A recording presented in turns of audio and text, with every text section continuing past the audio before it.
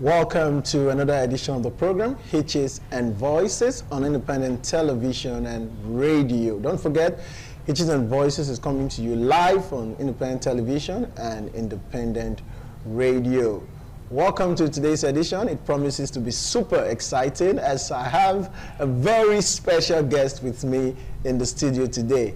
My guest is special because her story is inspiring. Her story is that of resilience, determination, and courage. If you've been following us on Hitches and Voices, you know that we've referenced one name a lot, and that is Kindness Idahosa, who survived all odds to become who she is today in life. And we decided that rather than just referencing her story in our program, let's bring her to the studio to come tell her story herself, how she moved from zero to becoming a hero, or in this case, a heroine, how she has moved from grass to grace. Her journey with NAVID is indeed a very inspiring story. I just want you to relax and follow us as we take a ride with Kindness Idahosa. Kindness, welcome to Hitches and Voices. Thank you, Mr. Kingsley. Okay, like I said in my introduction, we've talked about you on this program. The Executive Director, NAVID, in previous edition has had the cause to mention you in some of our conversation, how you rose against all odds to becoming who you are today. For the purpose of those who are watching and listening right now, I want you to take us through that journey. Just let us know how your story with Navid, how it started. Okay, thank you, Kingsley. My story is simple, but inspiring and baby, just baby. In the year 2000, I became disabled due to a health condition called hereditary sensory motor neuropathy. So in that particular year, I just rounded my GSS2. I was promoted to GSS3. I was attending Asoro Grammar School then. But due to my challenge, I couldn't continue with my education. So I just stopped there in GSS2. That was the year 2000. From that 2000, I was at home doing nothing. It was a painful experience, waking up every day in the same house, watching other kids, going to school, those who are learning one trade or the other, going out to learn their trade. While I was just there, I was more like wasting away. It was a painful experience for me, because at a point, I was thinking, if I have the same opportunity like these other kids going to school or learning one trade or the other, I will be able to excel just the way they were doing, or even better than them. But unfortunately, the opportunity was not just there. So I remained like that for a good 13 years. I was a school dropout, not just due to my disability, but rather due to lack of opportunity as a person with disability. So I was a school dropout from the year 2000 to 2013. In the year 2013, someone introduced me to Navid. So she told me that she held an advert about Navid on radio. They were giving a scholarship to persons with disability who, due to their disability, they were not able to sponsor themselves in school. So she asked me if I would be interested. I quickly grabbed the opportunity, because that was the opportunity I was looking for. I did not consider the fact that I've spent so much years at home. I didn't consider the fact that I was going to be the oldest student in that school, probably older than some of my teachers. I did not also consider the fact that people would talk, people would gossip, so a lot of things. But I was just trying all my best to ensure that my life did not just waste. I did not just live a wasted life. Because for me, I was just wasting away at home. I knew my capacity. I knew what I was able to do as a person. Even right from a child, I believed in myself. But things just happened like that. So that year, I applied for Navid scholarship. So Navid was able to enroll me back to school. I went back to Idia College in the year 2013. I started school all over again from JSS2. It was more like a joke. People were talking, saying a lot of things. Is this how you are going to go back to school after dropping out of school for 13 years? You are not going to find your mates, age mates in that school and all that. But I did not listen to all those conversations because I just wanted to be somebody. I don't want to be dependent in life. I just wanted to be myself despite my disability. So Navid continued my sponsorship all through my secondary school. I completed my secondary school in the year 2017, and I also wrote JAM the same year. And by the grace of God, my JAM came out successfully. I wrote the Uniben post-UTME, and my result was also okay. I was offered admission the same year, 2017, to study law in Uniben. By the grace of God, I went through Uniben for 5 years.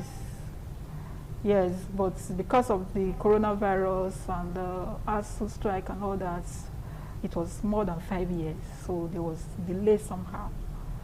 Thank God I went to Uniben from 100 level till I graduated in 2018. Sorry, in 2023. I graduated in 2023 with a 2-1. From that 100 level till I graduated there was no carryover.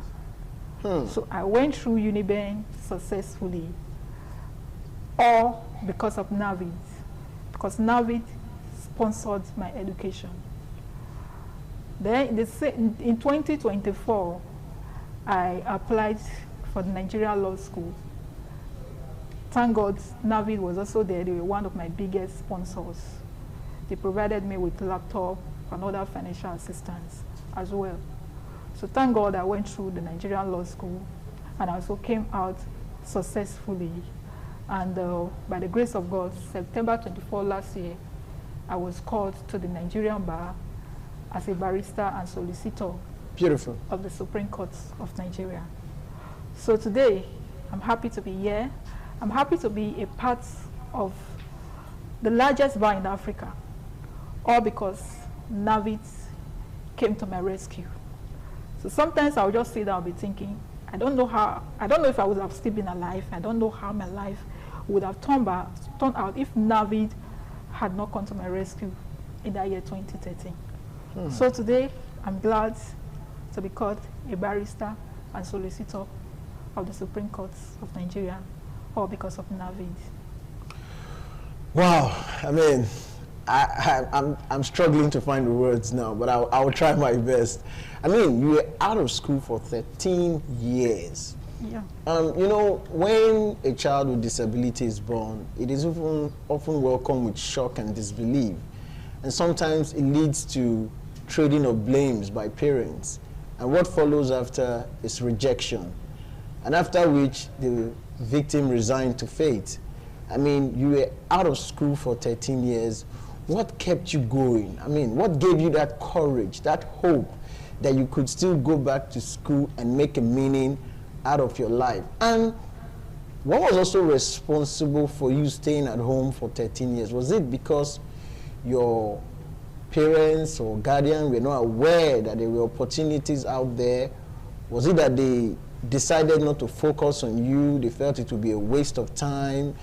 You really can amount to nothing? What was responsible for your staying at home? Or could it be that the finance wasn't just there to power your education? These are two questions. Thank you. Well, first of all, you asked me what kept me going all through this year. Well, I can say the first thing that kept me going was just my faith in God. I'm actually a Christian. And secondly, I read a lot. Then I was just at home. There was one of my church members there. She do supply me. She normally supply me motivational books. So I read a lot, even till now. So then I was always reading one book or the other. If not just for anything else, because I was having this belief that one day, maybe I will have the opportunity of coming out to speak among other students that went to school, among other people that went to school. Because I was not really having that hope that one day I will ever go back to school. I was just reading for self-development. Since there was no opportunity for me to go to school, so I just said, let me be reading and then develop myself. Then, for the other aspects, although I cannot say the money was actually there, the finances wasn't really there, but I cannot really say it is because the finances was not there. Because even though the finances was not there, other of my kids, my younger one, they were going to school. I also have this belief that even if the finances was there, there's no way my parents would have sent me to school. Because they are all, you know, in this part of the world, people hardly believe on persons with disability. The moment they see a disabled child or a disabled person, they have this belief that the person's life is condemned. The person will not be able to do anything again. So my own family or my parents, they were not left out of that belief. Yes, they were not left out. So even as at the time I was applying for NAVID scholarship and all that, I didn't even tell anybody because I don't want anybody to discourage me. It was after everything I worked out, they have enrolled me when I was going to leave that I told them that I was going back to school. So as at that point, there was nothing they could do about it. But did they believe that they knew they had nothing to lose? They knew they had nothing to lose. So they were just watching me, doing my thing myself, you know. So even, let me tell you, even when I gained admission, I told my dad then of blessed memory, I said I've gotten admission to study law in Eniben. He was surprised. I was like, law? All right. How? Is that what you asked for? How are you going to do it? Can you do it? He was afraid, and I told him, like, those people studying law, they don't have two heads. They have one head, just like myself. And disability is not a barrier. I will be able to do it. Yeah. All right. So he was like, okay, no problem. Then my problem was not just the disability, it was that lack of opportunity. Yes. Yes, which I didn't get from any other place. All right. Until Navid stepped into my condition. Beautiful. Once more, I want to say a big thank you to Navi for stepping in. We'll go on a quick break now. We're not done with Kindness Idahosa, proudly to say Esquire. She's telling her story with us in the studio today. We'll go on a quick break. Don't forget the program is Hitches and Voices, coming to you on independent television and radio.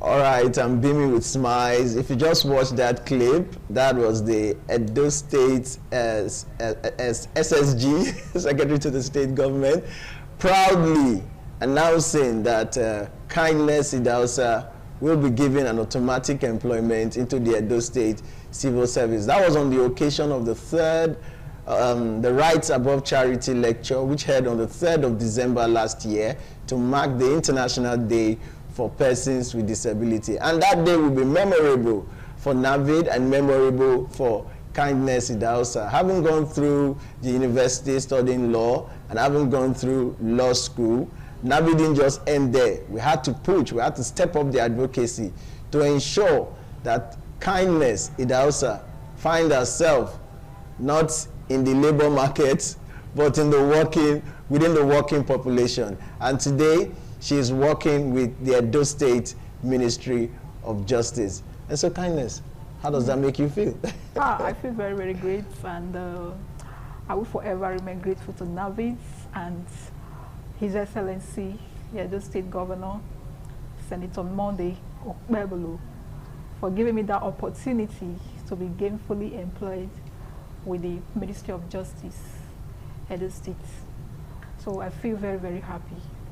You know, one of the challenges that persons with disability are faced with, or part of the challenges they are faced with, is that we sometimes have the opportunity to go to school, but getting job becomes pretty difficult. Did you imagine that it will come this quick? Did you imagine that you will graduate and find yourself where you are today? Of course, I never imagined that it would be that fast. All through the period I was going to school, I just decided not to think about it. Yes, I decided not to think about it. I was like, we'll get to the bridge, we'll cross. But I never thought it was going to be that easy. It was going to be that quick. So that's why I'm very, very happy. And for all those that made it possible, most especially Navid and the Edo State government. So I will forever remain grateful today. So, I mean, there are people who are watching right now, and I'll be wondering, particularly persons within the community of persons with disability, whose story might be similar to your story. You just made us realize that disability can never be a barrier if you put your mind to it, if you focus on what you want to do. What would you be saying to this community of persons? And there are persons without disability who are also watching, who have one challenge or the other. What will you be telling them? Well, for those out there with one form of disability or the other, I just want you to know that you are not useless. I just want you to know that you can make it. So whenever you have the opportunity, whether to go to school or to learn a trade, or you find yourself working in one place or the other, you don't need to look down on yourself. You just know that you can make it. Disability is never a barrier. Disability is not a barrier. just a mindset. It's a mindset. So for persons out there who are without disability, I want you to know as well that persons with disability, they are first of all persons before the disability. They should be treated as human beings. You cannot look at person with a disability and then be looking down on them as if they cannot achieve anything in life. And you still need to learn from us and give us the opportunity to be ourselves and to actualize our dreams. All right, let me take you through your university days, going to law school. It looks all rosy, but I'm sure it's not as easy as it sounds or as it seems. We know that for persons who are on wheelchair, accessibility to public buildings, it's one of the biggest challenges that you people have faced with. How was that for you, going to school? What were those infrastructural challenges that you went through? Well, for me as a wheelchair user, the main infrastructural challenges that I went through was that of accessibility. It wasn't that much pronounced in Uniben because in my faculty, they have ramps and the conveniences was accessible. Even the hostel that I stayed, they have special rooms for persons with disability in Uniben, and I stayed in that hostel all through the 5 years. That's your faculty? Yes. Speaking for your faculty now? No, Uniben hostel. The hostel that I stayed in Uniben, they had some reserved rooms there, and it was very convenient for me. Okay, so the hostels are accessible for persons with disability? I cannot say all, but the particular hostel that I stayed all through my stay in university was accessible. But when I went to Lagos campus, Nigerian Law School, I had a very big issue with accessibility. Because of the way the lecture hall was built, you have to climb stairs before you can access it. Although they tried to kind of reconstruct a ramp on it, but it wasn't properly made. So I would need up to like 3 persons to lift my chair up before I can access the lecture hall. And if there's any reason for me to go out to ease myself, I would need up to 3 persons, 2. And because of that, I wouldn't want to start stressing people. There's no way I would start calling 3 persons when lecture is going on that I want to go out. So because of that, sometimes I see myself holding urine for like even hours, even when I know perfectly well that it was not good for my health. So that was a very big challenge for me. So even there in the hostel, the Nigerian campus, Lagos, Nigerian Law School, the Lagos campus, the hostel, the conveniences too, it was too narrow. Even the wheelchair cannot enter. Even when I use my walker, I can't even enter. So it was just managed. I would just manage the situation all through. So it wasn't really easy for me. Accessibility was a very big problem for me at the law school. But in Uniben, it wasn't that pronounced for me as a wheelchair user. Because I remember a particular course I was offering in the I think, Faculty of Arts. The lecture was to be held upstairs. And because of me, the lecturer assured me that he was going to bring down that lecture. So all through that period, the lecture was held downstairs, just for my sake. So it wasn't much an issue for me as a wheelchair user in Uniben. I'm talking from the perspective of someone that studied law, because I'm not so used to other departments, other faculties. So I can't really talk much about the accessibility of this other department. But for Faculty of Law, it was accessible for me as a wheelchair user. Yes, the only part that was not accessible for me was the library. So when I'm accessing the library, I'll still need like 2 or 3 persons to help lift up my chair. I'm wondering, because I know of a lady who dropped out of school because of similar challenge. She said she was tired of people lifting her up the staircase like a bag of rice. It was dehumanizing. She couldn't continue that on a daily basis, and she dropped out of school. But this didn't matter to you at all? At all. Because the desire to make it, the desire to be independent, the desire not just to be looking at other people before I can feed. Because of that, I was able to overcome all the challenges, all the stress, all the discrimination wasn't that pronounced in Unibank, even at the law school it wasn't pronounced. But every other challenges, I was able to overcome them because of that desire just to become someone in life. Beautiful. Her determination to become someone in life was what spurred her on to become who she is today. And for you out there, whether you have a disability or not, you can make it if you put your heart to it. It's a wrap on the program today, but before I go, I'd like to say shout out to the Faculty of Law, University of Benin, for making their faculty very accessible for wheelchair users. And I think other faculties within the university can borrow what the Faculty of Law is doing to make their lecture complexes, their hostel, more accessible for persons with disability. We are talking about inclusive education now. And also, I want to say a very big thank you once more to the Edo State Governor, Senator Monday Okpebholo, for putting a smile on the face of kindness, Idahosa and the family.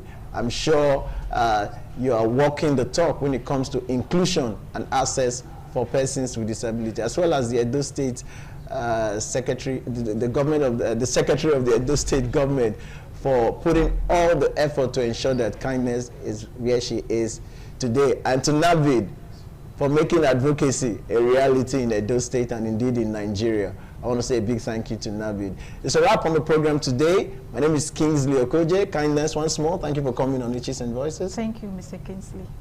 We'll do this again. Till then, spread the hitch and be a voice. Goodbye.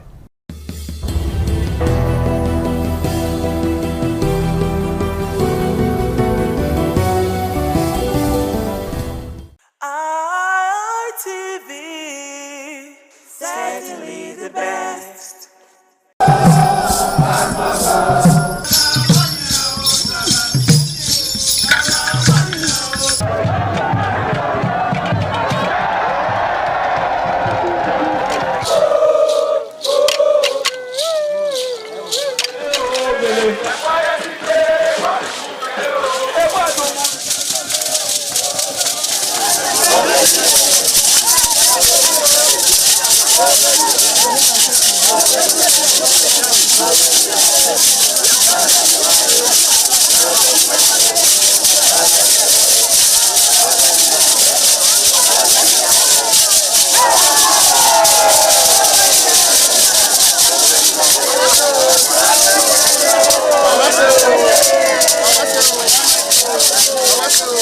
Top on the list of the initiates was the eldest son of the Esama of Benin and former governor of Edo State, Chief Lucky Nosakare Igbenedion. 11 of his siblings, namely Bright Ayamekwe Igbenedion, Honorable Charles Osemwige Igbenedion, Peter Osawari Igbenedion, Dr. Fred Osamui Igbenedion, Barrister Mike Osarene Igbenedion, Efosa Douglas Igbenedion, Ukponwa Ernest Igbenedion, Osawe Igbenedion, Edosa Igbenedion, Dr. Daniel Omorige Igbenedion, Agbon Steve Igbenedion, as well as the Executive Director Operations, ITV and Radio, Chief Elder Ugbeide Nwonse.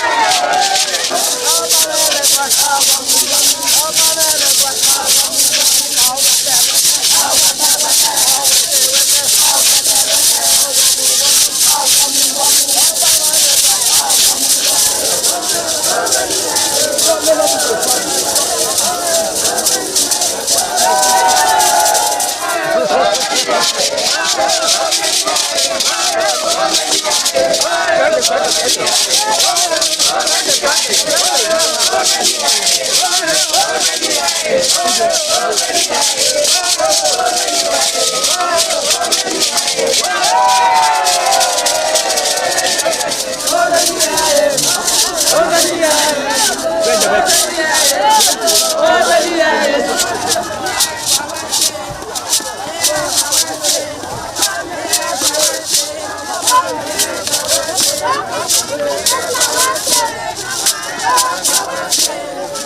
Jesus.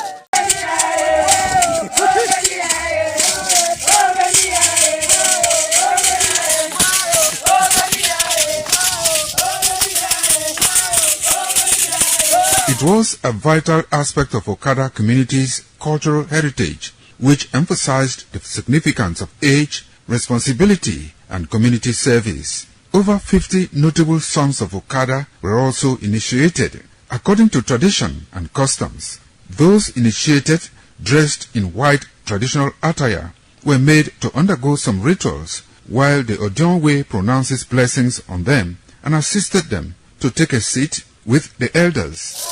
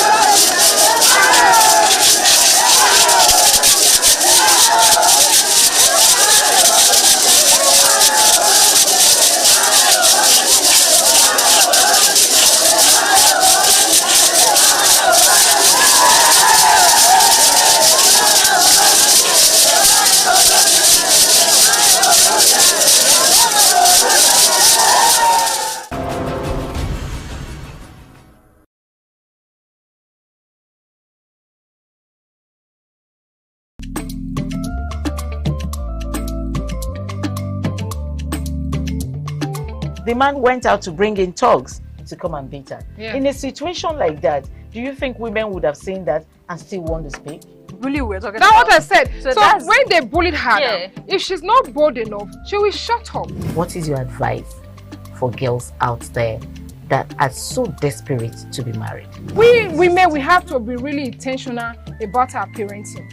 If you know a child is being abused, or you see signs, a bruise or a child, it has to be investigated. People barely even breathe when they are going for a shrebi and something. Party. You have to be They smart. can't sit If down. you see where they are dressing them or are dragging on both sides, you cannot you cannot breathe. And these women will stay in those events for hours just to keep up with that beauty trend. Is that healthy? That's not healthy. I am Patricia Uremu Gabriels and we're reaching you live from our Lagos Network studio. Of course, Women in Conversation is a program designed for women to discuss about themselves.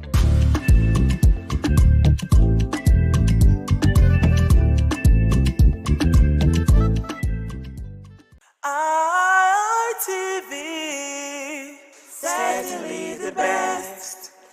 This is ITV. Certainly the best.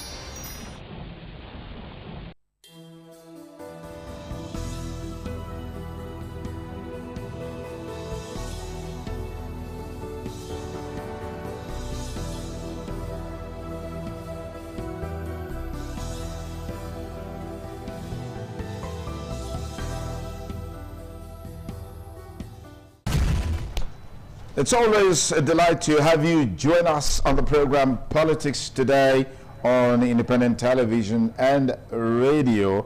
And today we'll begin the show as always by looking at some of the stories we are following in the political scene. The African Democratic Congress has formally welcomed the publisher of Ovation magazine and former presidential aspirant Chief Dele Momodu into its fold.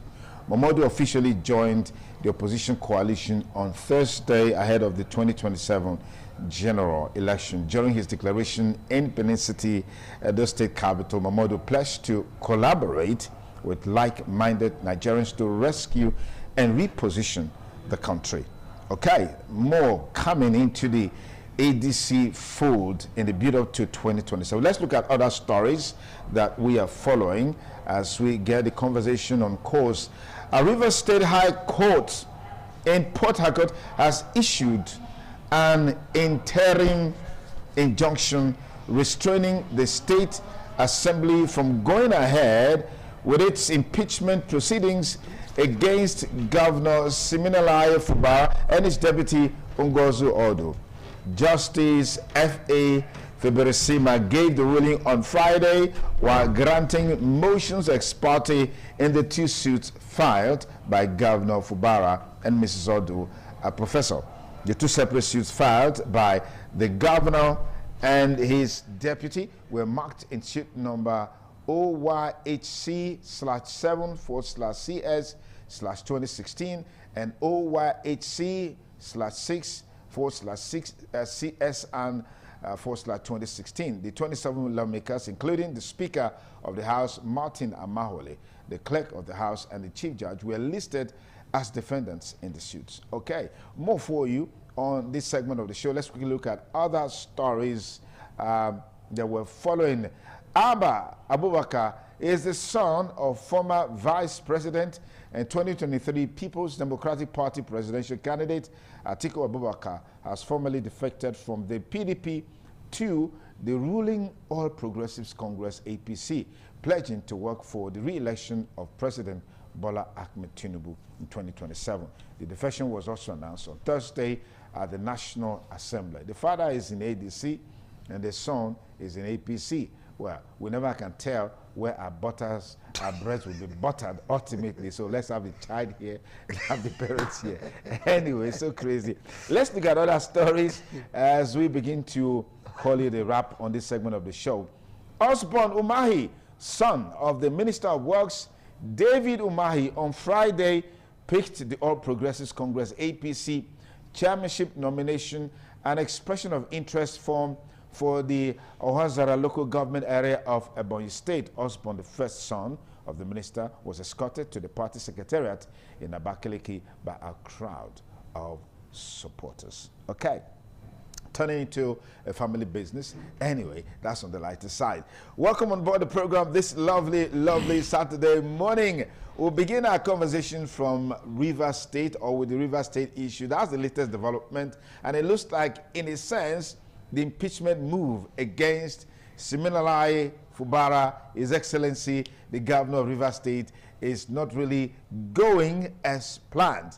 What could be responsible? Even before the court ruling came out on Thursday, we heard from very reliable sources that the presidency was really not cool with what is happening in Rivers State. I've got my good friend here, Collins Amadi Osangai, civil society activist, politician, public affairs analyst, joining me. Collins, thank you for coming on the program. Sanju, good morning. Nice having you. Happy New Year. Happy New Year. Fantastic. Okay, now let's look at the Rivers issue. For many, analysts, some people, it was probably going to be a railroad in impeaching Governor Siminalayi Fubara. Would you say that his joining the APC is not a twist or the magic wand that has kept him in place as governor of Rivers State in spite of the impeachment threat? Thank you very much. Again, good morning, viewers and listeners. I don't want to take it in that manner because this is not the first time the River legislature have tried to correct the wrong of the governor. They have tried over the time to see how they can collaborate, as government is all inclusive. But unfortunately, it has not been like that with Rivers' style of governance, especially with Governor Fubara's style of governance. But however, the first time they tried, there is always this intervention coming in. And now he has run to the court. I know that the court does not have right to even give such an injunction. First, you can't hold nothing on nothing. No one has been served. You are preempting. Someone have just been told that, gross misconduct. First, you're supposed to have submitted your appropriation budgets since between November and December. Now we are entering February. You have failed to do this. So many a time the House have called you to come and answer questions. They are the checkmates of the executive. Take it or leave it. You don't need to like the face of the person. It may be your younger brother, maybe your husband's son that is there. Don't use that eye to look at the person and say, oh, these ones I was feeding yesterday. Like we hear the governor say the other time, that these ones I used to give money. You don't say that. There's no separation of power. Everyone is doing his or hers. So allow them to function, and you also function in your own capacity. So when you begin to undermine them because there were too much familiarity yesterday, or because you saw them as once a beggar or as once your houseboys, and you now think based on that you are bigger than them, now why are you running? We also heard him say the other time that it wasn't on fresher and more interesting, even now that he's not a governor. His mind has left, he's no more there, but now you are running to the court to come and help you salvage. All this necessary after the intervention of major stakeholders in the last episode that just ended, to the extent you guys have to start flying outside this country using taxpayers' money to do reconciliation.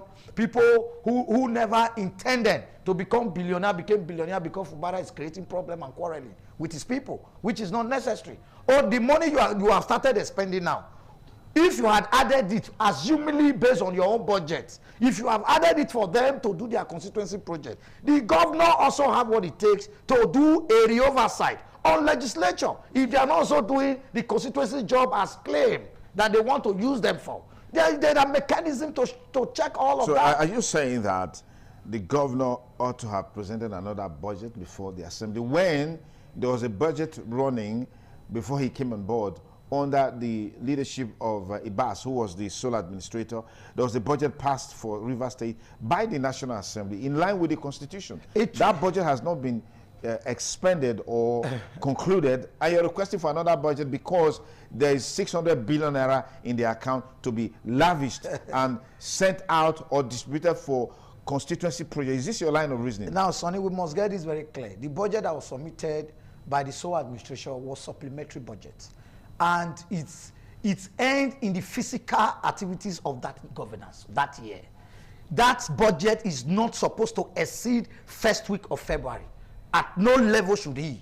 And you must prepare another one ahead of your next physical activities, which follows end from that same February. So within ending of this January and first week of February, any action the governor takes, okay, budget does not meet, it must completely elapse. There are sometimes you run a budget, you will not even have accessed half of your budget, but the budget is already gone and dead. Then you will now go and do a reappraisal and probably give a physical evaluation to the legislature on how you did or spent the past budget. Yes, we were supposed to spend 20 billion in that last budget, either on infrastructure or whatsoever. At the end of the day, we only spent 2 billion. We still have about 980 billion. Then they cancelled it, and you start afresh with the addition coming and what you have left in the account. You start a fresh budget. You start exercising on fresh budget. Not because you just assume, okay, you said you wanted to submit a budget. They had claim that those persons feel some things were not imputed. Even the president succumbed to legislatures. It's only Fubara that is different. When it comes to time for presentation of budget, if you have gone AY, the legislature are waiting for you either through defense when you want to do defense, or defense by ministry or agencies. They are waiting for you because they must call you for defense at a particular time. That is what the legislatives, those are their responsibility. Or when you want to present another budget, then they will now assess you based on the past budget or the current budget that is ongoing. How are you implementing them? And what have you done? Now you are running away. You are just doing the next thing. You'll be creating sentiment. You'll be doing Ijo, this one. Is that what governance is all about? How can you continue to quarrel? You have been a governor for invariably 3.5 years or 3 years per se now, getting to 3 years. Yet out of 30 honorable members, you don't even have 4. The 4 you even drawed before, you did not even pay them balance. They ran back again. Is that not an insult? But we saw recently, I think about 4 legislators who are now against the impeachment process. Isn't this division a crack? That is why I said, as at yesterday, maybe you didn't watch it live, the same 4 had gone back and said you must not be impeached. That they thought them receding would have given the governor an opportunity for them to help to rekindle the infight that is going on. But that the man is still very arrogant. The 4 of them came out on a press conference yesterday. Almost all the stations, your sister, TV sister stations covered it and said they are no more with him. That they have gone back now. Is now 0/30. Is that not an high? So are you bothered by the fact that governance? This issue has degenerated to the level it is now?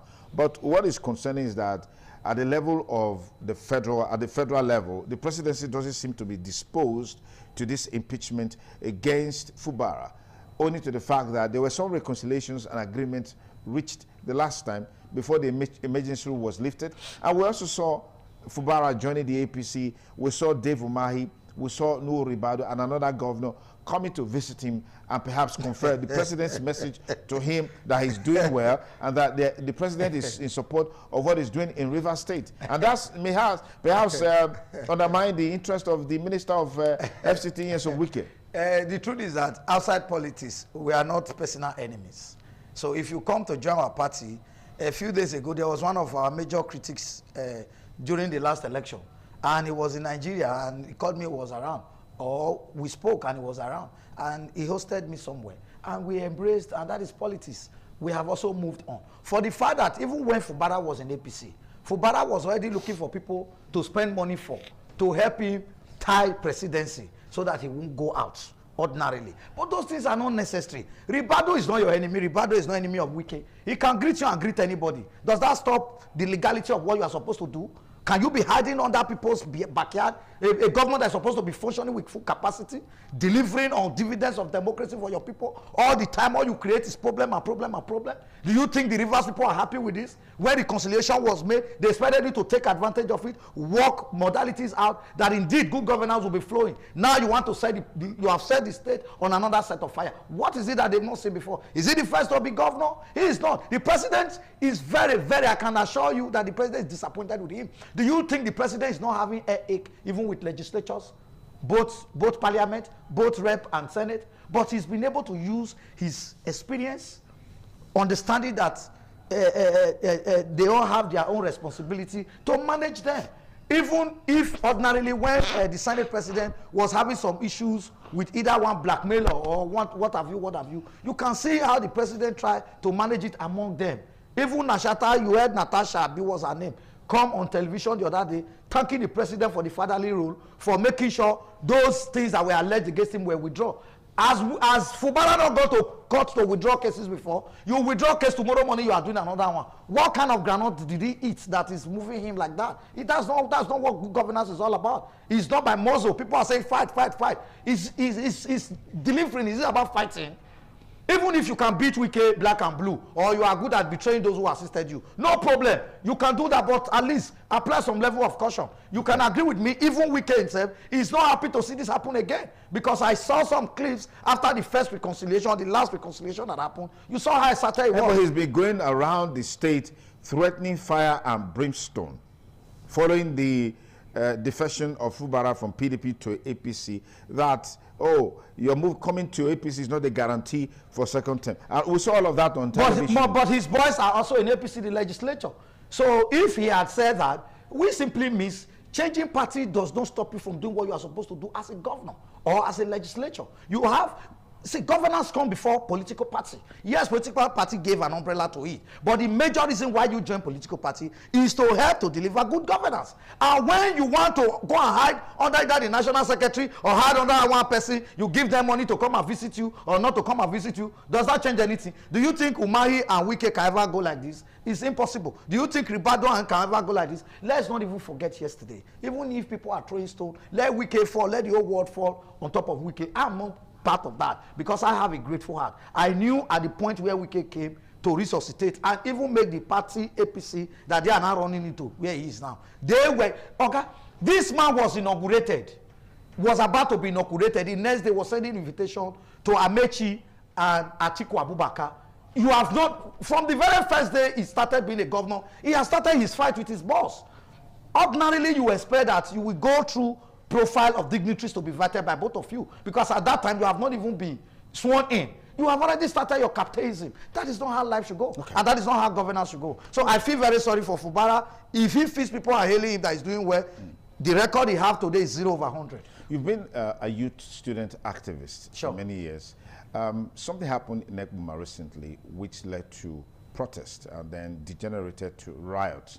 And at the end of the day, I mean, the result of the insecurity situation that is ravaging the country and has become very pronounced in Edo Central, specifically in Ekbuma in recent times. People have to go on the streets. Eventually, some students were arrested and on the verge of being prosecuted, but the governor came out and took a different decision. What's your reaction to this? Yes, first, I want to thank His Excellency, a father of all, a man with high head, and a man who will listen. for helping to release those young men, because we know that majority of those people that were detained or arrested would have been innocent, even though not all will be innocent. But unfortunately, that is why we pray that let our legs not take us to where problems are. We have been involved in student unionism for years, activism for years. We organize this protest. All my life, with all the protests I have joined, I have organized. In short, I have not spent 48 hours in custody. I have happened to be invited many a time, either to DSSS or to police. I answer questions and they ask me to go. Even where you arrest people working with me, when I come back, you release them for me, because there are no reasons for destruction. When protests turn to riots, it becomes problem. When you want to organize, the problem we now have this day with civil society or some of our people who in the name of civil society want to make change which is not genuine, because they know themselves. When you want to fight for somebody, you are saying 50-50 or 60-40. At the end, you will take 60, I will take 40. You involve yourself in community, you involve yourself with this one, you are everywhere, your value becomes to diminish. Now, you want to do a protest, you are looking for a politician in opposition to send you people money to buy mineral, to buy pure water. At the end of the day, you know, there's nothing you do hide in civil society activities or even in politics. You can only hide it for 24 hours. After 24 hours, Nyash must open. Either you did not share well, or there are an issue of deceit. Oh, the other man sent, and you said did not send. And that is why you see people most times spreading civil society. Today is one name, tomorrow is another name. There's one young man we have done civil society together at the time. I don't want to mention a name in public. He has ended up opening up to different, about 6-7 names of different groups. Today, when he raised money from people, when he look back, you want to know, he will kill that group, call another name, bring his cousin as secretary, kill that one. So they have bastardized the whole thing. When you now turn what is supposed to be a peaceful awareness protests into a riot, destroying government properties, burning tires on roads, when we know what it cost us to begin to wake up from the deficit on infrastructure we have. Over the years, I don't have lack roads. Now we saw somebody doing roads for us, concrete road and what have you. You want to start burning them and spoiling them again? You're burning them, what does it change? You have even incurred more roads. Unfortunately, I heard whether 1 or 2 persons died or 1 person died or somebody in the hospital. Some persons were shot at the stomach. We even heard at a time during the protest, you know, when sometimes the police or the security personnel want to take it calm. Some will do like they are the most active youth in the state, trying to drag a gun with an officer. And the other one now had to come on rescue. And coming on rescue, you know, soldier does not here come and go. So that is why we can deal with police, we fight, we settle. But DSSS, we fight, we settle. But a soldier man does not understand what you mean by settle. Their own is you face me, you insult me, that means you want to kill me. And they will respond. Okay. So let our youth understand the fact that there are ways to go about things. Okay. Insecurity is not the best. What has been happening in Egboma and some part of Edo Central, it's unfortunate that it happened. But sometimes these things are sabotage. Sometimes people replay it as if the way it never even happened, they replay it. It's election time. Election is coming. People want to get cheap popularity. People want to get supporter at the very lowest brain without working for it. But however, it's also a responsibility for government to be more proactive, to take more measures like we have even seen now. It's fine. Even those who were involved, whether some students were, because we were also hearing reports that though people are calling Fulani, some students and indigenes were not taking it as straight. Some will tell you they are doing Yahoo. Some we are doing this. You buy JK, you buy this one tomorrow. How did it come? Some can't even spell their name. Some does not even have any business address. Unlike me, as a young man, I remember the first year I bought my first car. In short, I was already working, but I was scared. A message this way, C-class message, I said, Jesus. If police now ask me now, I was trying to check my salary, check the expenses I do at home, because when I was growing up, I was always told that if you buy a major property, government will come and investigate your income and what is left, how you can acquire it. Okay. So it took me a lot of years to settle my mind on that. Okay. So, but these days, 17 years, 15 years, we buy property worth 30 million, 40 million, where you and I cannot even raise 1.5 million naira to solve basic things that we need to do. Let me ask you this question. You commended the governor for being fatherly in his action in releasing those students. Are you bothered in any way by this concern that this government is now being repeated for hiring and firing at the slightest provocation or at the slightest opportunity. We just saw recently the Special Advisor on Youth Mobilization has been relieved of his appointment. I mean, this has been characteristic of the present government. The other day, I think it was the Managing Director of those city transport or so that was also, I mean, this is characteristics of this. Is it that the government doesn't look at people before appointing them? It's after they are appointed and then they don't live up to the expectation that they are showed the way that, isn't this negative and bad publicity for the government? Sometimes you know that we may not be fully informed. You know, the governor is the chief executive officer of the state. An employer, you know, usually get all the information he or she needs to get. But sometimes may not go to the media to castigate. We've had in some cases there were financial infraction, some persons were relieved, and what have you.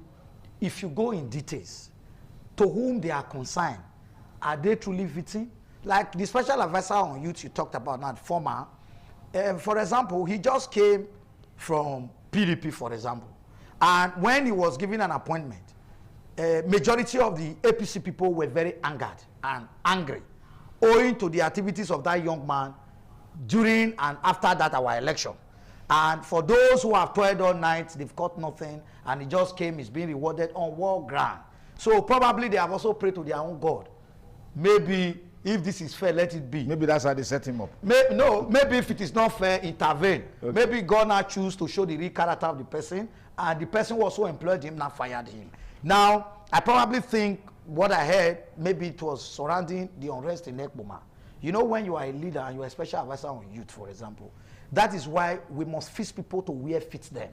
Not just appointing people just... what we now see, even sometimes in the absence of governors, chairmen, people get appointments without having, even without the governor even knowing. In most cases, they now later find out that this person is his aide. Did I approve that? Did I say yes, or you approved it, or I never did? So when government must be calculative, government must surround themselves sometimes with people that are outstanding and have capacity, and people who can state things just the way they are, so the system can move forward. Not sycophants. When there are too many sycophants, mistakes are bound to be made. But however, can also be corrected.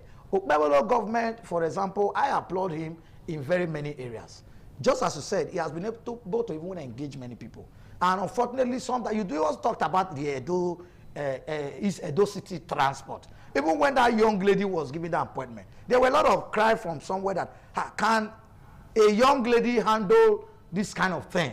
And some will say what a man can do, a woman can do better. But after the firing, I also did some investigation. I made some calls among staffs and all that around there. And I was told about her high-heartedness, not collectively working with even body. You know, where politicians are involved. Even if you are CEO, general, you must understand that even the cleaner that came as a level at the ground of politics, you must make the person, you must carry the person along. The person must be well informed, because the person may not have had the degree that gave you what you had. If the person had your degree, maybe the person would have even been the one at the point where you are in. But because of your degree, you had an advantage and you have moved there. And you are undermining the person because he's a cleaner. The person may even be closer far to the governor than you. And maybe all your deeds within the agencies will easily be told. And when 1 or 2, 3, 4, 5 complain is a problem. I even heard, for example, from somebody, even secretaries of those of the so-called Edola board and members, most times are not even aware of what is going on. And when they try to talk, when they try to ask questions, they tell them in Canada, this is how we do it in Canada. In Canada, don't they carry people along? So there are a lot of things sometimes we for the governor to take action sometimes, he may not be in his own interest to hire and fire at will, because he also knows the consequences that when you are not being tagged that you can hire and fire. Okay. But when there are inadequacies and inefficiency, what will he do? Will he pretend because some people assume? We'll take a break now for the news update. We'll be back to continue with the rest of the program, TMI, as we look at something quite interesting, the presidency's action on lobbying. $9 million is in the kitty of a Republican lobbyists. Stay with us.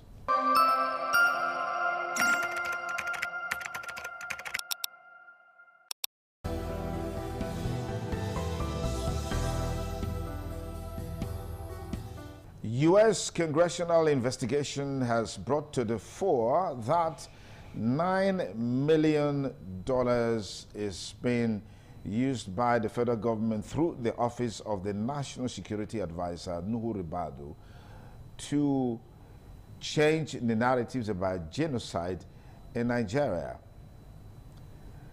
Stakeholders are calling for probe into this matter, just the same way a probe is going on in the U.S. Congress. We really haven't heard something concrete from the government of the day. But what is the underlying factors for this $9 million lobbying deal with a U.S. Republican? Is a major question that we're asking on the show this morning. I'd like to thank Austin Adogame Brimo, who is a veteran journalist, public affairs analyst, and former National Commissioner in the Police Service Commission. Austin Adogame, thank you for joining us on the program Politics Today on Independent Television and Radio.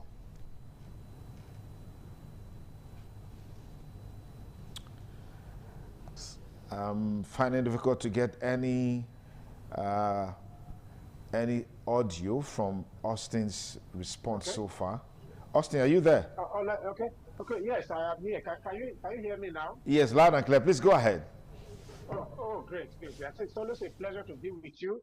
ITV being my favorite station, and anything to do with politics today is also my favorite. So I'm glad to be here. I'm glad to the privilege of giving me. Thank you so much. Thank you very much, Austin.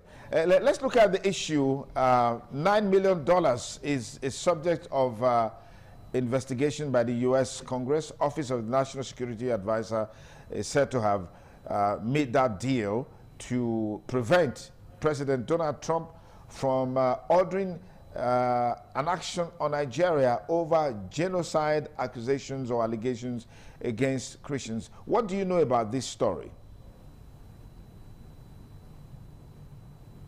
Frankly speaking, I still take it in the realms of speculation that the money being a very huge amount of money, it must attract attention, it must attract concern looking at our economy. But except it is confirmed by the federal government that that amount was the exact amount given for the lobby operation, then I would then say whether it's too much or it's not too much. But I think the issue is whether what the money is meant for is right or wrong is what is more important. The narrative out there is that it is meant to lobby the president to either mellow down his position on this Christian genocide in Nigeria and all that. But I think it's more. There's more to that.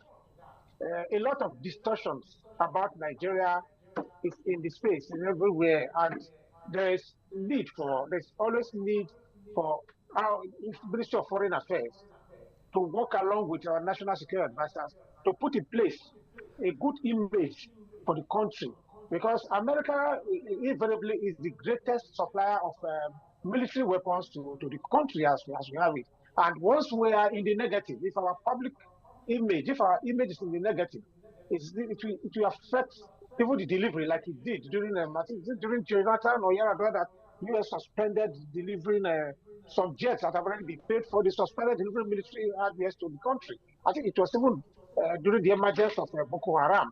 A lot of narratives were in the space, and they were negatives, and the country was seen to be compromising. The country was seen to not to be serious about fighting these insurgencies and so on. So, but nobody will tell you what the government at that time did to correct that narrative before the next president of the U.S. lifted that embargo and before they started supplying weapons to Nigeria. A lot of things go underground, go on, which we don't know.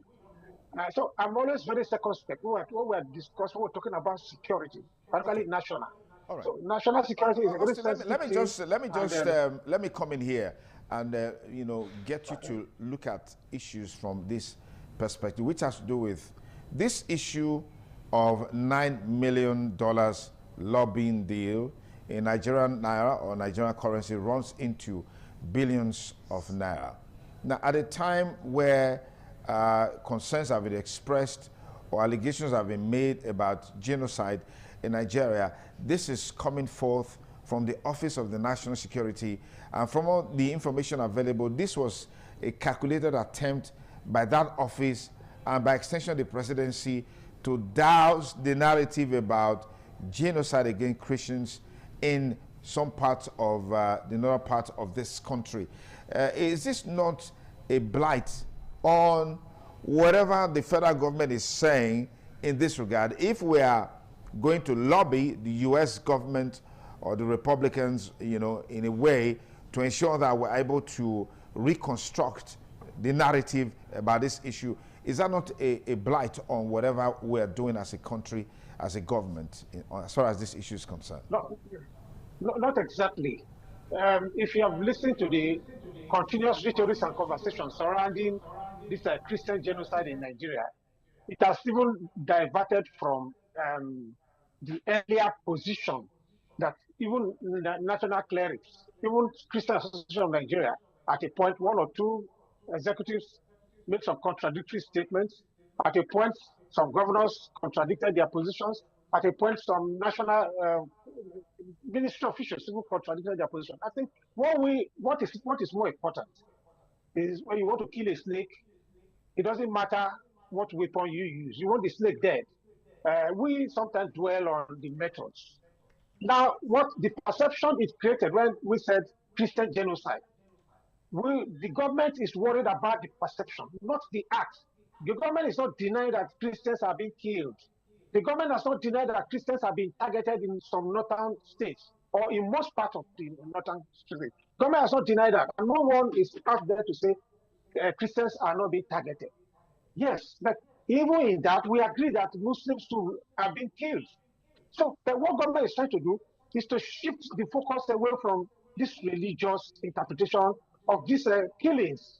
That yes, why would know that Christians are losing more? I live more in the north. I spend most of my time in the north. I've stayed in Kano, I've stayed in Maiduguri, I stayed in Abuja, I've stayed in Jos. So I'm quite familiar with the threat and the danger of practicing Christianity amidst a Muslim-dominated population. I mean, I attended a university in the north in those days where Muslim student society was the umbrella of every social activity in the university. And any social club has to be careful in functioning under that umbrella. So I don't know how religious sentiments, how high it is in some parts of the country. So there's no denying that. But it is important that we look at it from another prism. That when it goes out there, Christians are being killed in Nigeria.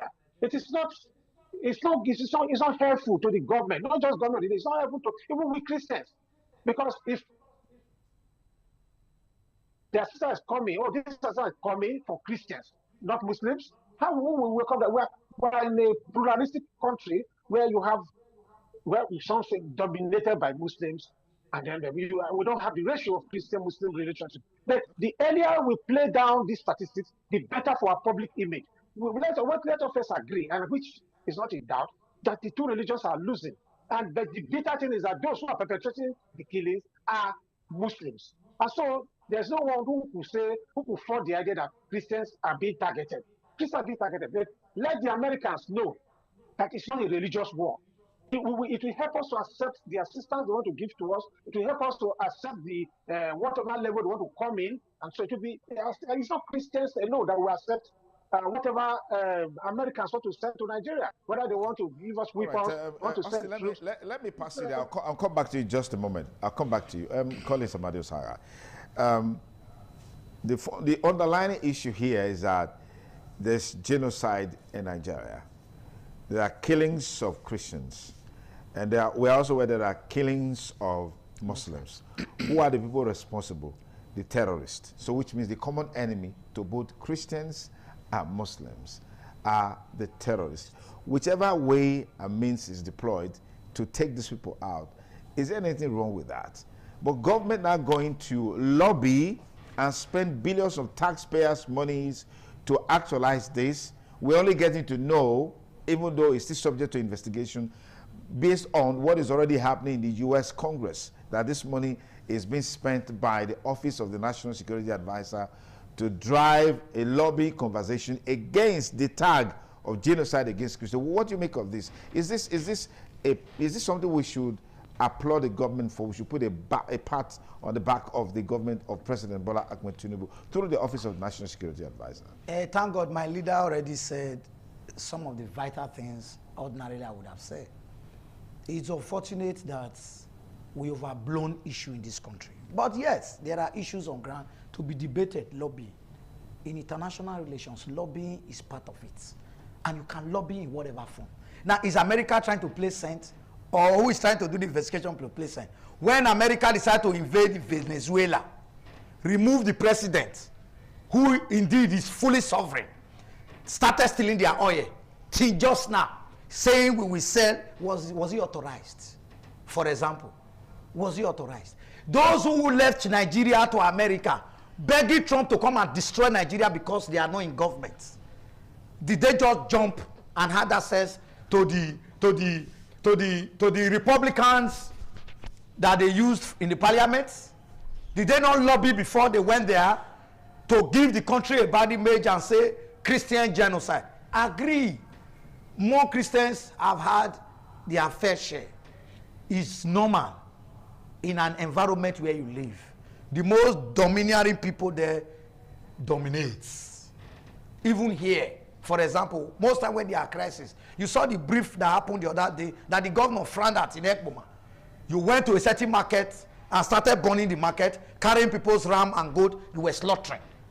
Because it's your domain. Most time you have an advantage because it's your environment. So what I'm trying to say is that nobody appeals or is appreciating the fact that people are being killed. But let's not make it look as if Nigeria must go down.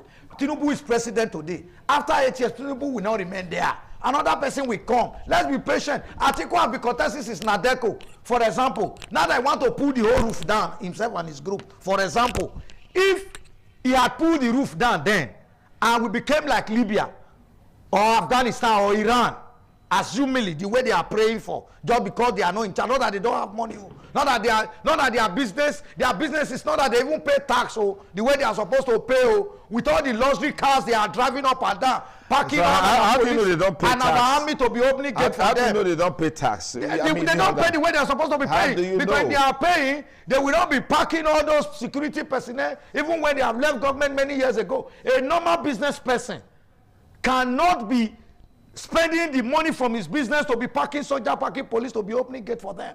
Now that the president have reduced all of that, they don't have that apparatus anymore. To them, let the whole world loose. That is what he said in my adage in Benin. The heaven wants to fall, the ground wants to open. It's not opening or it's not falling for one person. So they must know this. Because they want to push this country to the point they want to. Now you said they lobby. Yes, Nigerian government must also be smart and careful with the American people. Because one, since their eye is in Venezuela oil, their eye is in Iran oil, and their nuclear system, because you cannot just be everything all the time now. Okay. Let American allow peace to reign in this world. Okay. Because the war Trump has brought for the past 2 years to the entire world, now he's fighting with Greenland, you are fighting with this one, you are fighting with Denmark, everybody is your enemy. That means they are the common enemy. All right, let's take a break. The returning back of our Lord Jesus Christ is going to come through this one, just as Russia said this morning. I was watching CNN before I left. They say if America dear Greenland, they are sorry. That will be the collapse of the entire world. All right, let me proceed. I'll come back to you in a moment. We'll take a short break. It's still Politics Today on Independent Television and Radio. Austin Adogame will be with you in just a moment. Stay.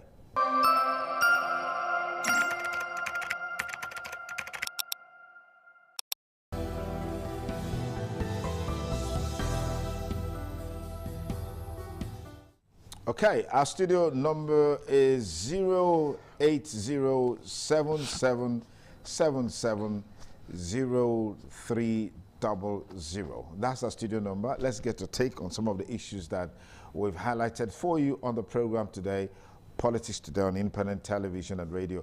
Comrade Austin Adogame, Honorable Austin Adogame, let me come back to you briefly. Some stakeholders are advocating the need to investigate these allegations of $9 million lobbying deal with a Republican stakeholder to engage the issue of genocide in Nigeria. Let me get your take on this. Yeah, I'm certainly not in support because it's a security issue. I will want, if an investigation is accepted and carried out the way some stakeholders are suggesting, it's likely to be counterproductive. One, there are also allegations that I don't want to give it that coloration pro Biafra group, but they said there is allegation that a group of Nigerians who really want this country to be broken into bits also raised a lot of dollar component lobby group and paid to push the negative side of the narrative of Christian genocide in Nigeria. By the time investigation is put in place, that group will also be exposed, and the amount that they spent will also come into form. And that the National Security Office of the National Security, I beg your pardon, the Office of the National Security Advisor does not act alone. It must have acted along with the Ministry of Foreign Affairs. And I will assure you that that budget is not just a budget of the Ministry of Foreign Affairs or the budget of money attached to the National Security Advisor.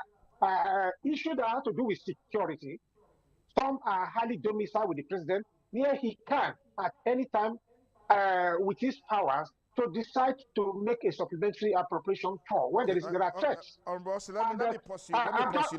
Let me take this call from one of our callers. Hello, good morning. What's your name and where you calling from? You're live on Politics Today. Good morning, Mr. Sonidu. Good morning. Yeah, my name is Comrade Abi. I'm calling from Benin. Comrade, go ahead, please. I just want to contribute concerning Fubara issue, what is happening in Rivers State. Go ahead. The truth of the matter is that I have not seen anything wrong that the governor has done.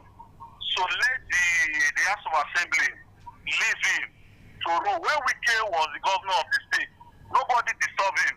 There is no smoke without fire. As you speak now, the man has defected. They are still disturbing him. They should allow him be. Thank you very much. All right, Comrade Abe, thank you very much for your contribution. 08077770300 is the studio number. Hello, caller. Good morning. What's your name? Good morning, sir. Dr. Sonny. Yes, good morning. What's your name? Good is Rab. Yes. The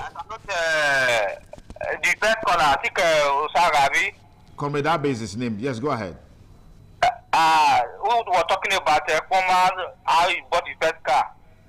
Okay, Comrade Collins Osaga. Yeah, he's still here. He's still here. Yeah. When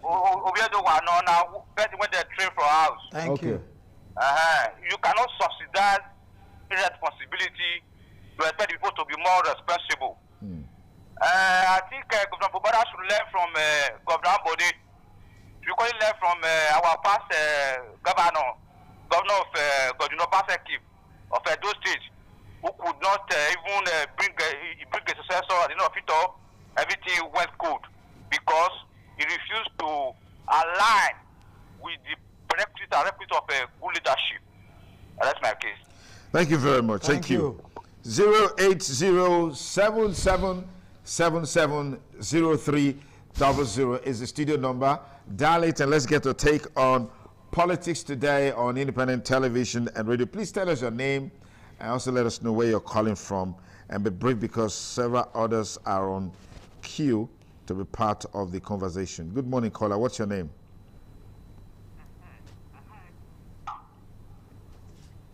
Yes, good morning. What's your name? Good morning, sir. Yes, good morning. What's your name? Yes, the voice of ordinary people. The voice of ordinary people. Please go ahead. Yes, I just want to correct what Colin Osaga said. Okay. That Trump came to come and destroy Nigeria. That one is a blatant lie. I never Trump said so. didn't came to restore Nigeria. Trump came to come and save us. We Christians prayed for Trump to be in power. Obama was the one that came to destroy Nigeria. Obama refused to sell weapons to Jonathan during that time. Many Christians have been killed in Nigeria. I stand to be corrected. Even though Muslims are killed, they are just very few. They are not to 10%. 90% of the people killed in the north are Christians. So Trump has been sent by God to help us. Because if you go to Benue, many of them have been killed. Not now. They have been killed for more than 10 years. They have been there. So the government has done nothing. Their government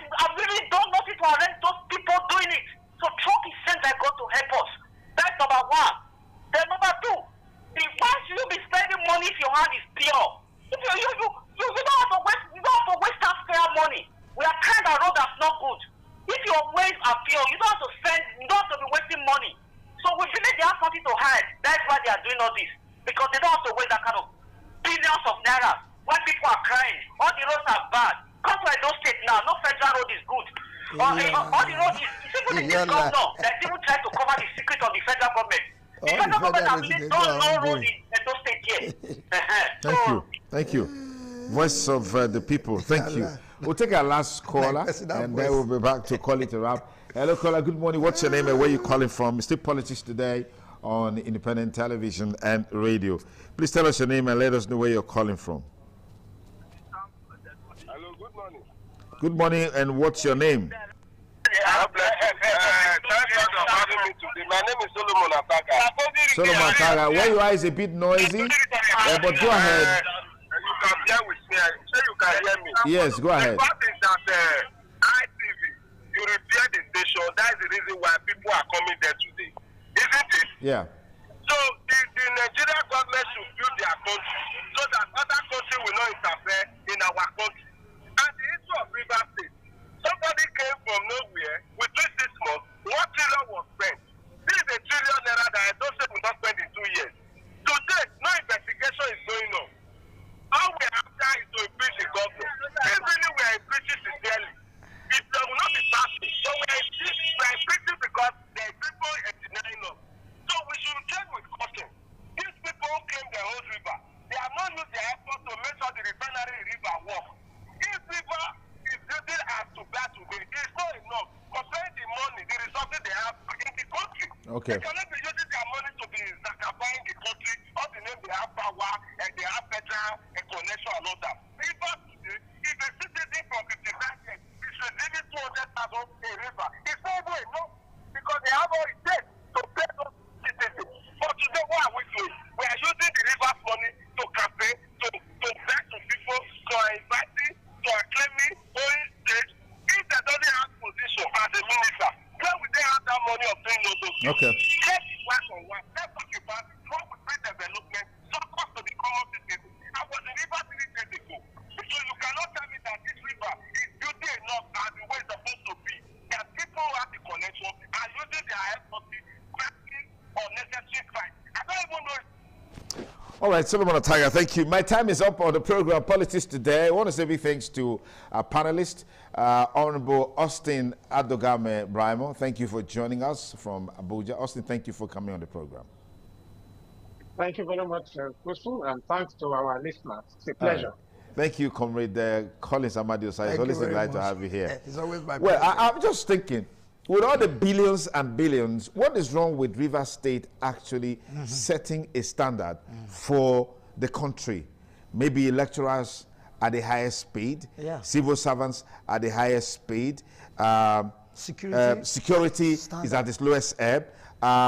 The elder statesmen or senior citizens, they are on proper salary. What is wrong with that? But what do? We amass this money so we can continue to perpetuate ourselves in power. We look for trouble where nobody's looking for our trouble, so we can spend money. It's so disappointing. Well, that's our package for today. Thank you for staying with us. Have a great weekend.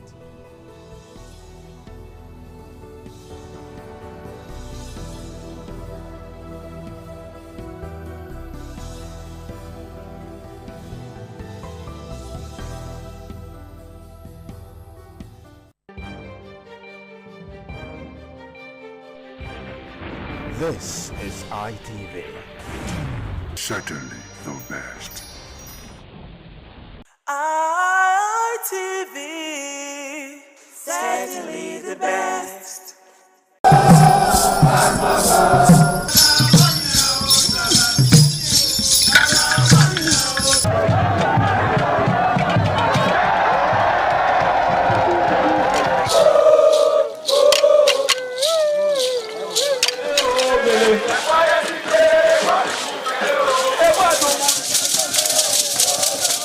This is Aqua Game, a popular game in Africa played by our ancestors to entertain themselves after each day of farming.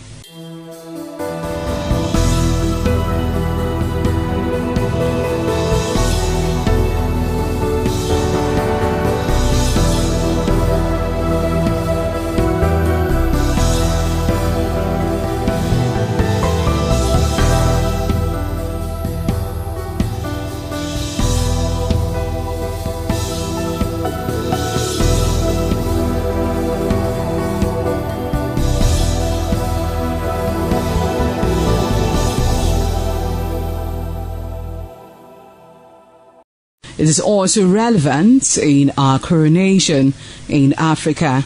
It is a sport and indeed very interesting, as every seed had a role in the game.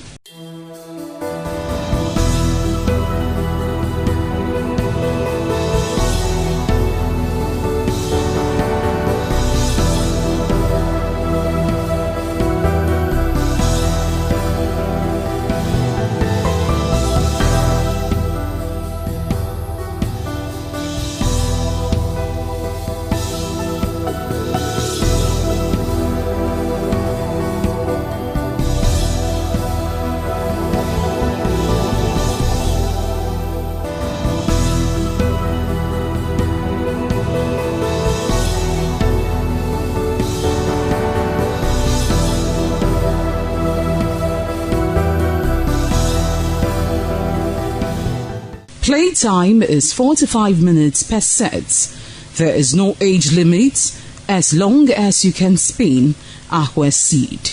Ayo or Akwe game, known as the game of intellectual. This game requires a lot of mathematical skills. Akwe game is played with carved wooden box containing 12 holes.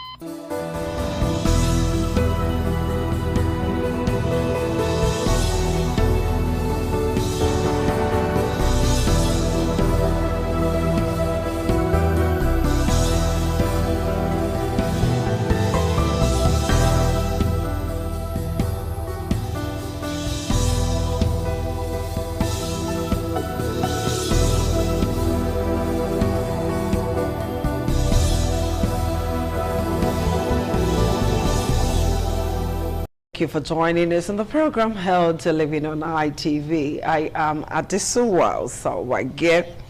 So sometimes when your stomach is having a party, like a bit of a wide party, and a lot of things are going on in your stomach, and sometimes you'll be wondering what's really happening. Why are all the women having a party? What is happening to me? You may not know. So today we want to talk about peptic ulcer disease. And we have Dr. Jolly Nosa Egoma, who is going to be talking to us about that little party that always happens in your stomach, that one that you neglect, where to go to, how to go about it, and how to know if you are suffering from peptic ulcer disease. Dr. Nosa Jolly Egoma, a pleasure to have you join us today. It's my pleasure. Thank you. And it's like we're meeting for the first time this year. Yes, yes. Happy New that's Year. awesome. Thank you for joining us. So, doctor, quickly, talk to us about peptic ulcer disease. What is it? What are the causes, the symptoms, and of course, maybe possible treatment and prevention? Let's do all of that. Yes. Peptic ulcer disease is the commonest disease condition that we have in gastroenterology.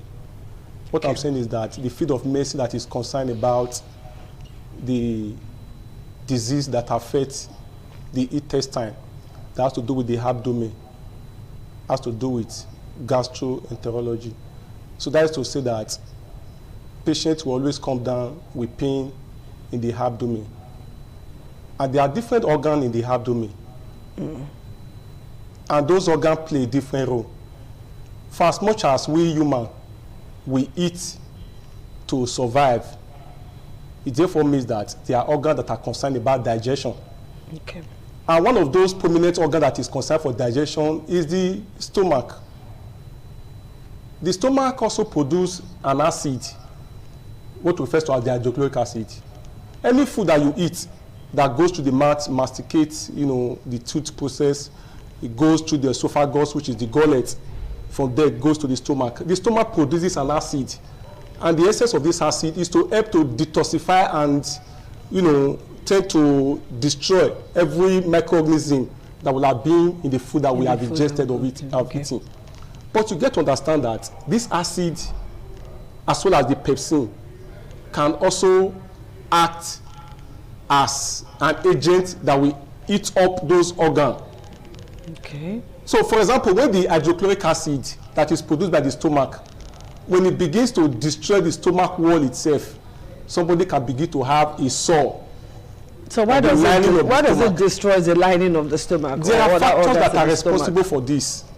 Of course, the word peptic ulcer means that we can have sore in the esophagus, we can have sore in the stomach, we can have sore in the duodenum. That is to say that we have three types of ulcers. We have three types of peptic ulcers. It can be esophagus, that is the gullet. It can be the stomach itself. It can also be the first part of the small intestine, which is the duodenum. You see, there are some risk factors that will make somebody to be prone to developing this destruction of the lining of the mucosa, which covers, the stomach wall and the duodenum, to prevent acid from destroying them. Normally, there are defense mechanisms. It's supposed to be protected against self-destruction. But when somebody has an exposure to an organism refers to as Helicobacter pylori, and what the is that commonest cause of ulcer worldwide is a bacterial infection. Okay. It's not the ingestion of too much pepper, because that's what people believe. But I will tell you that when you ingest pepper because of the spiciness of those pepper, you must have an ulcer. I would say that the pepper itself is an aggravating or a triggering factor.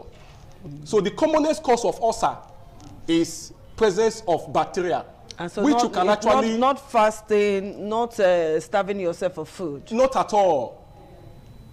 It's just one of it anyway, but it doesn't come first.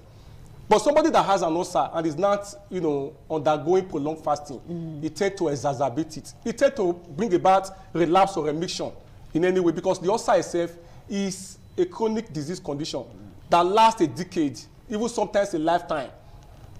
for as much as once you are diagnosed of ulcer, yes. even when we know that the incriminating factor is a Helicobacter pylori, even after the elimination therapy, when the causative agent has been removed, there are do's and don'ts. There are some certain food you have to abstain from to avoid this relapse of this ulcer. So the Helicobacter pylori is the commonest cause of this ulcer, which is capable of causing destruction to the lining of the mucosa of the stomach, as well as the duodenum. How do we get this Helicobacter pylori? We can get it through fecal-oral route, as in maybe coming in contact with stool of somebody who has a Helicobacter pylori. Using toothbrush used by somebody that has a Helicobacter pylori. Vomiting, coming in contact with vomiting. Because it dwells in the stomach. That is where the bacteria dwells. Lives. And what this bacteria causes is to cause destruction of the lining of the stomach.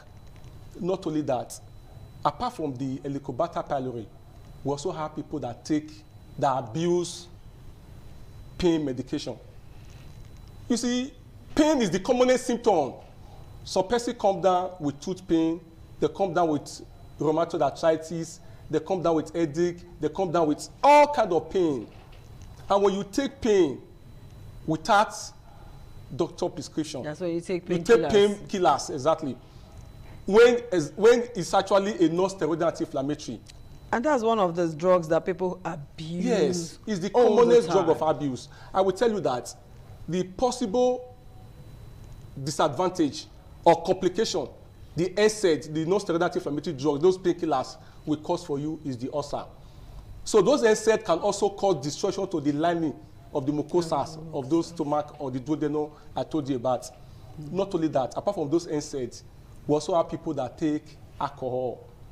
Excessive alcohol abuse can also cause destruction. Not only that, people that smoke. You see that the cigarette that people smoke, the cigarette contains a carcinogenic substance, the benzoyl-heparin. And when the benzoyl-heparin is digested because of the metabolite it forms, like the benzoyl-heparin 7-HDioxythionettenoposide, it tends to, cause destruction to the lining of the stomach, thereby causing patients to be prone to developing peptic ulcer. Okay. Not only that, there are some disease conditions when you are in stress during deprivation, during stress, during, passing through acute difficulties, you can begin to have stress ulcer. Okay, doctor, I'm going to pause you there. We'll take a short break, and when we come back, you have opportunity to ask Dr. Jolly questions that borders on this topic we're talking about today, peptic ulcer. If you have any question at all to call Dr. Jolly, we'll put the number on air so that you can call us. We'll take a short break now.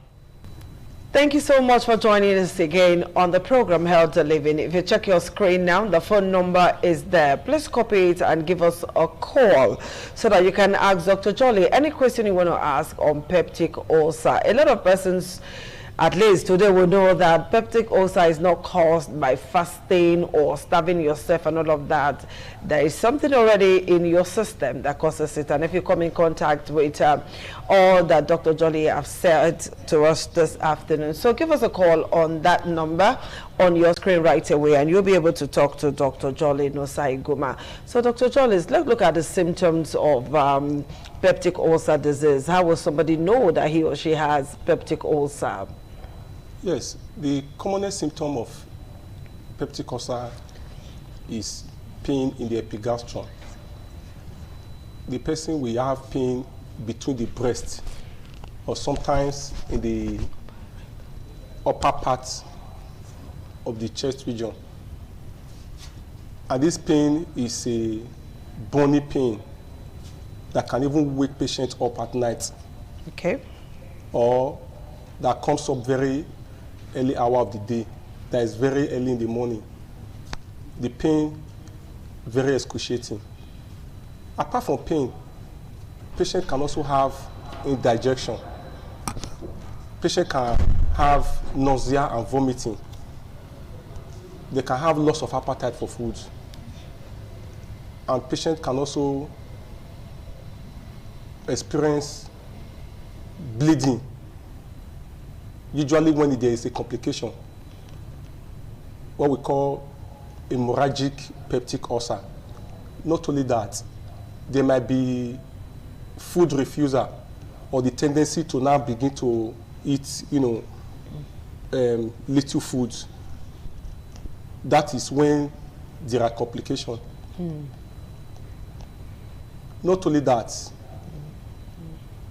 patients can also experience weight loss or can also experience what we call anemia, usually when the symptom is asymptomatic, other than patients just going for medical assessment, and we now found out that the PCV has reduced, not knowing that there have been passage of blood through the stool.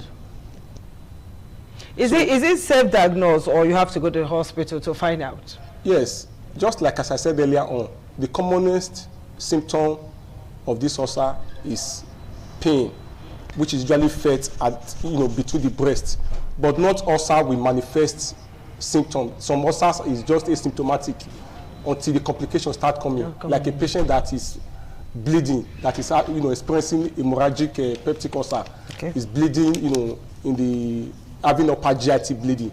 So such patients, when there's stool, there's usually passage of melanal stool, or we call dark stool.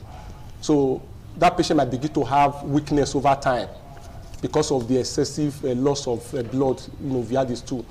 And when a laboratory investigation is not conducted, we now find out that the PCV has reduced. So in trying to evaluate the cause of the PCV, we now know that, this patient has an ulcer after doing other laboratory tests or investigation.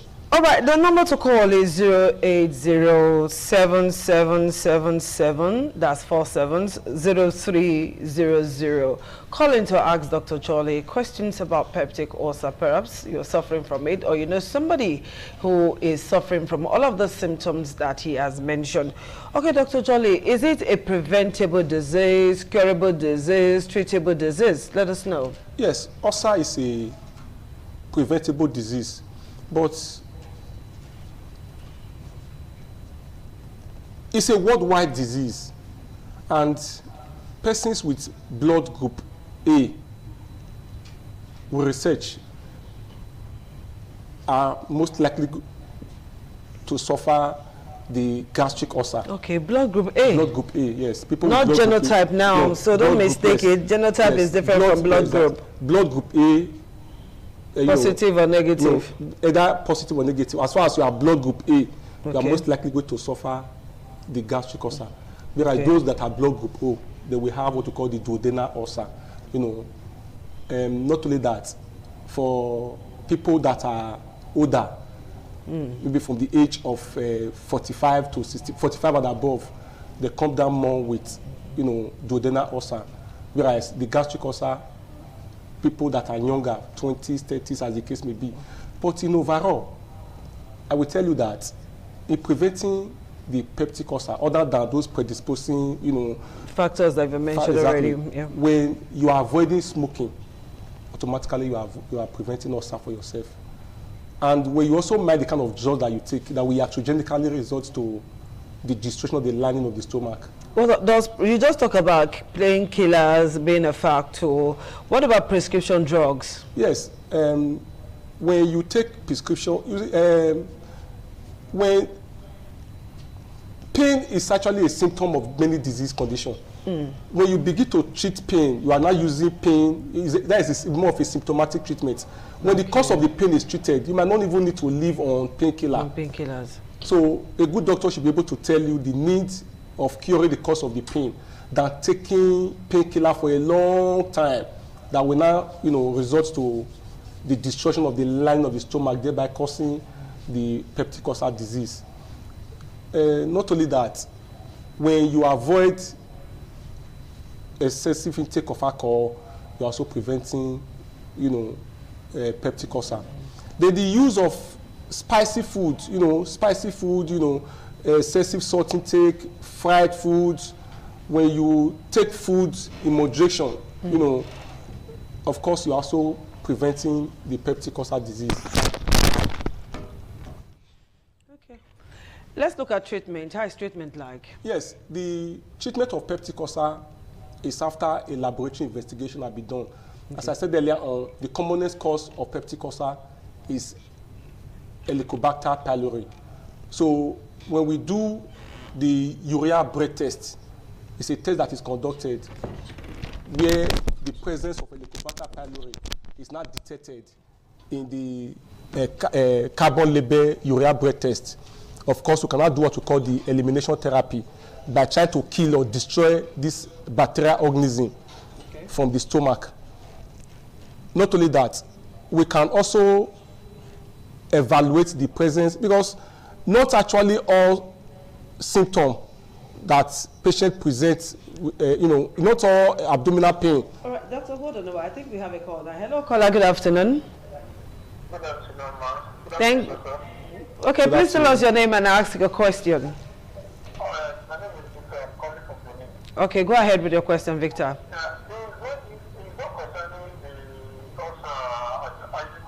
I want to confirm, okay. My wife, before she had a nursing flow, she was really busy.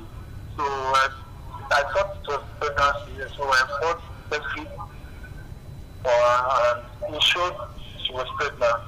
But she's still seeing her menses, and she's feeling pains.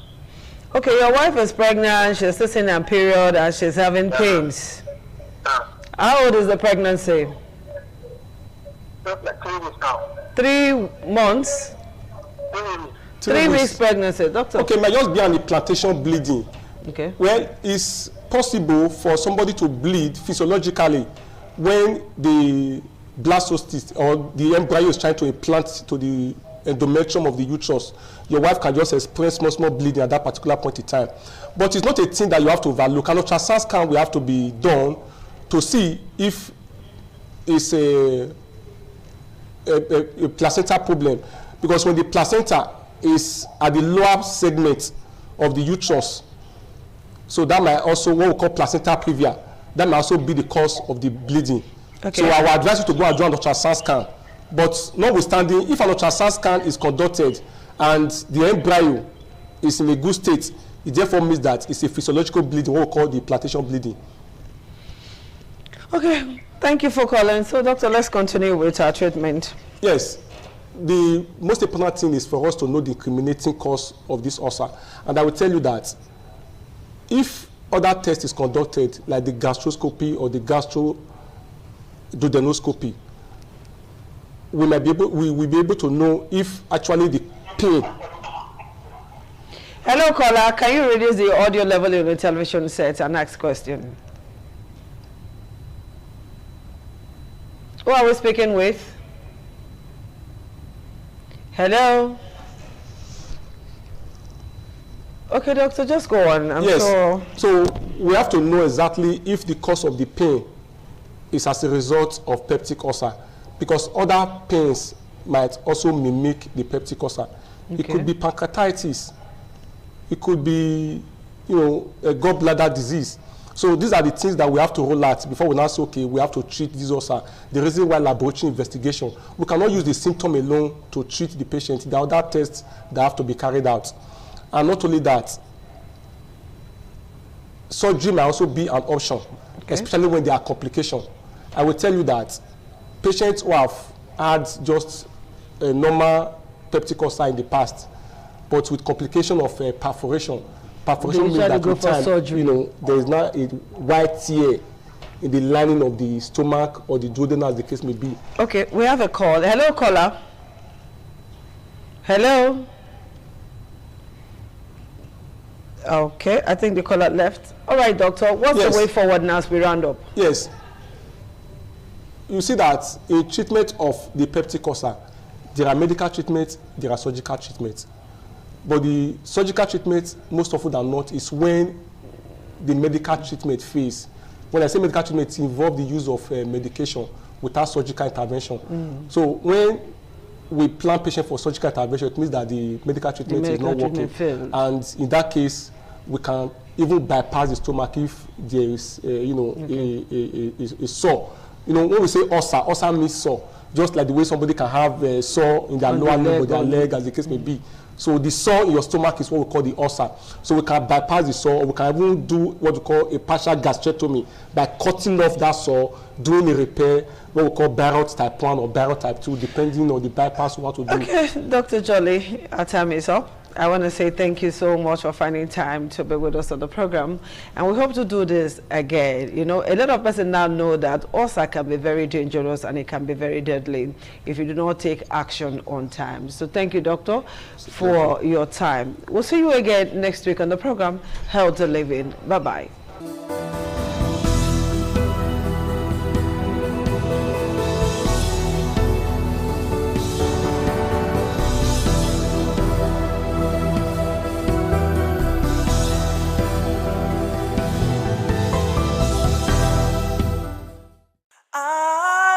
ITV, certainly the best.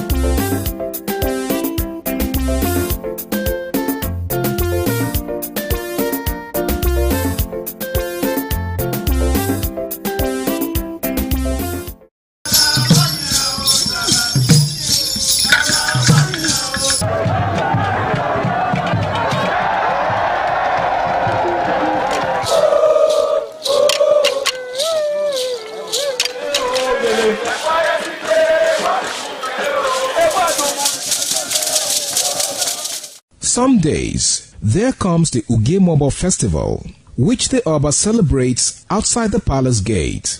A pavilion is built of red cloth where rites are performed to drive away all evil spirits still unsatisfied by the year's sacrifices.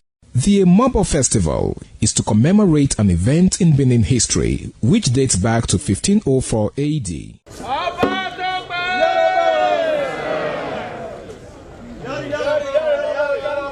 Yari yari, Ọba Tope.